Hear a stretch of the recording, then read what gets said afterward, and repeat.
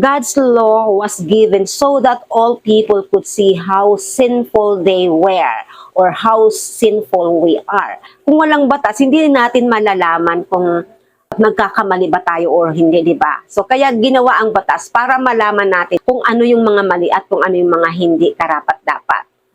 So, we are saved by grace. Alright, sa araw na ito, ipagpapatuloy po natin yung pag-aaral sa Book of Romans. Tulad ng nasabi ko, tatapusin natin ito para sa mga kapatid natin sa pananampalataya at sa mga interesado na matuto sa pagbabasa ng Bible. Dito po tayo, sama-sama tayo mag-aral at magbasa ng Bible para marami tayong matutunan at mas marami tayong maibabahagi din sa iba. Ano po, lahat naman dito sa Bible ay all about righteousness and holiness na ating pag-uusapan, yung mga utos ni Lord at mga panuntunan na dapat nating isinasagawa at sinasabuhay sa araw-araw. Ano po? So, ang pag-uusapan natin ngayon is about sin's power is broken. Yung kapangyarihan daw ng kasalanan ay nasira na sa atin po na mga Kristiyano at believers na tumanggap sa Panginoon.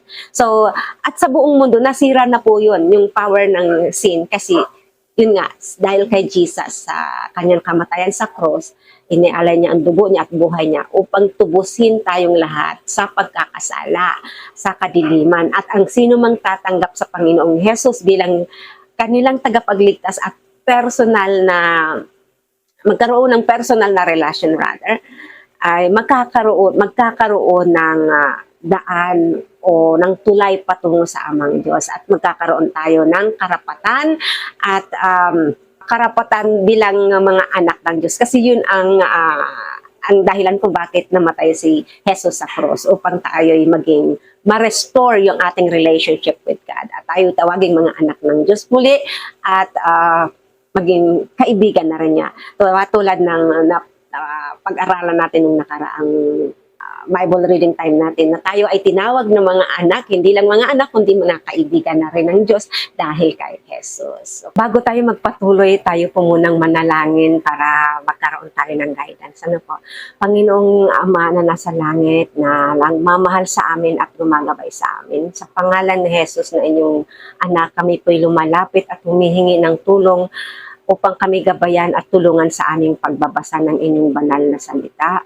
Bigyan niyo po kami ng malinaw na pag-iisip, buksan niyo po ang aming mga espiritual na mata at espiritual na mga tenga upang aming marinig at makita ang inyong banal na salita.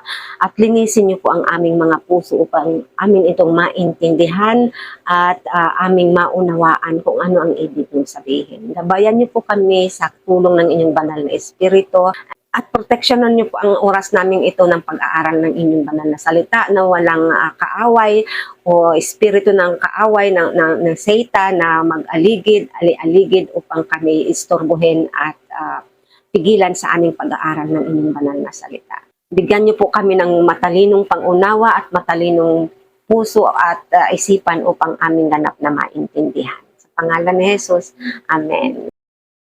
So, alright. So, dito na po tayo sa chapter 6. Ang tungkol sa sin's power is broken. So, yung power daw, kapangyarihan ng kasalanan ay nasira na dahil kay Jesus. So, ayan. Basahin natin ano po. Alright. Dito na po tayo sa chapter 6 ng Romans, Book of Romans, and ayon po dito, ang topic natin ngayon is sin's power is broken. So, nasira na daw po yung kapangyarihan ng kasalanan. Ano po? And before tayo magpatuloy, balikan muna natin ang Romans 5 verse 20 para mayroon tayong idea sa pagpapatuloy ng chapter 6. Ano po? Ayon dito, sa Romans 5 verse 20, ano po, chapter 5 verse 20, God's law was given so that all people could see how sinful they were. But as people sinned more and more, God's wonderful grace became more abundant.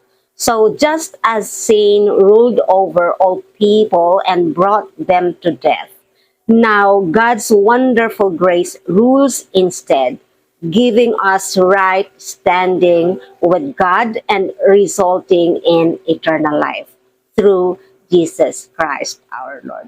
So ano pang ibig sabihin nito? God's law was given so that all people could see how sinful they were or how sinful we are.